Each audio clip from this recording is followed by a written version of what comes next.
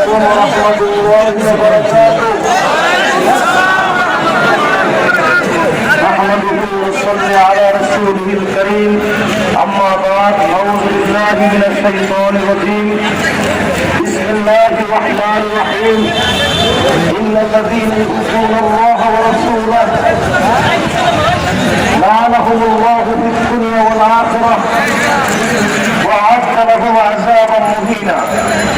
اللهم صل على سيدنا ونبينا وشفيعنا وحبيبنا مولانا محمد صلى الله عليه وعلى آله وصحبه وبارك وسلم.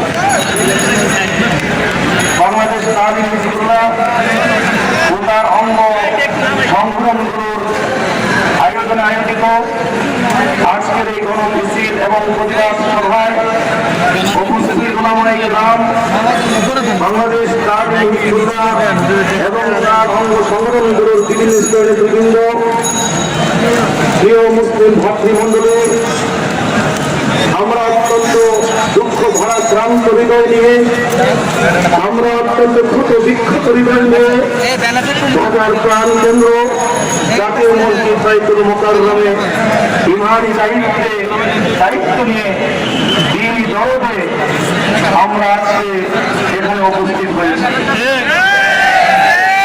তার কারণ হচ্ছে ফ্রান্স। আপনারা ইতিমধ্যে জেনেছেন যে ফ্রান্স সরকারের পৃষ্ঠপোষকতায় নবী রহমাতুল আলামিন সাইয়্যিদুল আম্বিয়া ওয়াল মুরসালিন শাফিউল মুজরিমিন, আমার প্রিয় নবী, আপনাদের প্রিয় নবী নবী মুহাম্মদ মুস্তাফা সাল্লাল্লাহু আলাইহি ওয়াসাল্লামকে রাসূলের ফ্রান্সের সরকারের পৃষ্ঠপোষকতায় কাল্পনিক জন্মদিত প্রদর্শন করে আমাদের অন্তরকে ক্ষত বিক্ষত করেছে, আমাদের অন্তরকে রক্তাক্ত করেছে। শুধু আমাদের অন্তরকে রক্তাক্ত করেনি, ক্ষত বিক্ষত করেনি, বরং বিশ্বের 200 কোটি মুসলমানের অন্তরকে ক্ষত বিক্ষত করেছে। আমরা আজকে তার প্রতিবাদে এই জায়গায় সমবেত হয়েছি। তবে আপনারা জানেন, ইতিহাস জানেন, এদের চরিত্র আমরা দেখে এসেছি।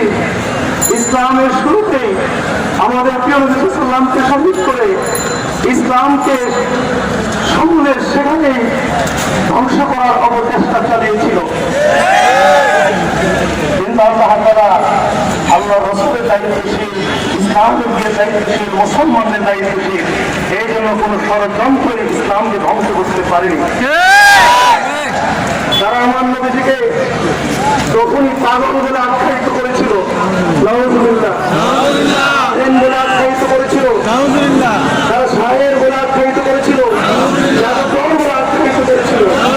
শুধু তাই নয়, আবু জাহেলের নেতৃত্বে নির্দেশে নবী সাল্লাল্লাহু আলাইহি ওয়াসাল্লাম নামাজরত অবস্থায় ওদের নারী ভুঁড়িতে বেঁধে শহীদ করতে চেয়েছিল।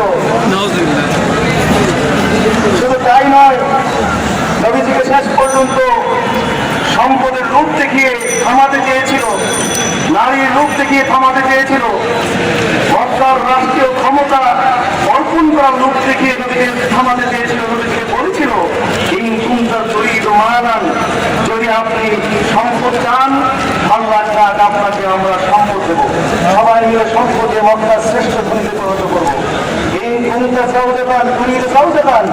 আপনি যদি নারী চান, আপনি শুধু দেখিয়ে দিবেন যে এই নারীকে আপনার পছন্দ, আমরা সবাই মিলে ব্যবস্থা আছে, তার সাথে আপনার বিয়ের ব্যবস্থা করবো। এই কোনটা তুরিদু মুলকান, আপনি যদি মক্কার রাষ্ট্রীয় ক্ষমতা অধিষ্ঠিত হতে চান, আমরা সবাই মিলে আপনাকে মক্কার রাষ্ট্রীয় ক্ষমতা অধিষ্ঠিত করবো। কিন্তু একটি বিনিময়ে আপনি আজ থেকে কালিমার দাওয়াত বন্ধ করবেন, ইসলামের দাওয়াত বন্ধ করবেন। সেদিন আমার নবী দেড় পন্থ বলে দিয়েছিলেন, এক হাতে যদি আকাশের চন্দ্র দাও, আরেক হাতে যদি আকাশের সূর্য দাও, আমি দিন প্রচার থেকে, কালিমা প্রচার থেকে, ইসলাম প্রচার থেকে হিন্দু পরিবার আমি বিরত থাকতে পারবো। এখানে ক্ষান্ত হয়নি, কোনোভাবে যখন নদীকে ম্যানেজ করতে পারছে না, তখন অমানবিক অত্যাচার নির্যাতন শুরু করলো নবীর উপরে, মুসলমানদের উপরে। আল্লাহ নির্দেশে আল্লাহ রাসূল মক্কা ছেড়ে মদিনায় গেলেন। সেখানে যাওয়ার পর তিনি শান্তি থাকতে দিল না।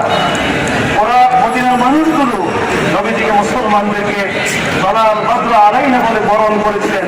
নবীজির সুন্দর চেহারা, নবীজির আদর্শ চরিত্রে মুক্ত হয়ে মদিনার মানুষ দলে দলে নবীজির কাছে কালিমা পড়ে মুসলমান হতে থাকে। শেষ পর্যন্ত সব দল উৎস মিলে আল্লাহ রসুলকে কেন্দ্রীয় রাষ্ট্রের দায়িত্ব দিয়ে মদিনা রাষ্ট্রের দায়িত্ব দিয়ে দেয়। সুবহানাল্লাহ। মক্কার কাছে মুশরিকরা দেখলো যে নবীজির হিজরতকে আমরা ঠেকাতে পারলাম না, তিনি মদিনায় গেলেন, সেখানে গিয়ে যে পরিবেশ সৃষ্টি করলেন এবং সকলে মিলে মদিনা রাষ্ট্রের দায়িত্ব নবীজিকে দিয়ে দিলেন। আজকে হয়তো মদিনা রাষ্ট্র দুর্বল, দিনে একদিন এই রাষ্ট্র দুর্বল থাকবে না, শক্তিশালী